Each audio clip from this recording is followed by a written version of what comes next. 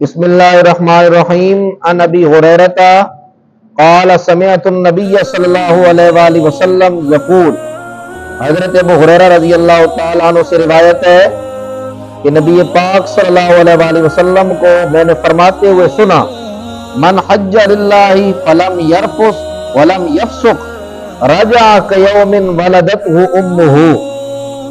کہ جس نے اللہ کے گھر کا حج اس طرح کیا کہ اس کی زبان سے کوئی فحش بات، کوئی لغو بات، فضول بات اس کی زبان سے نہیں نکلی اور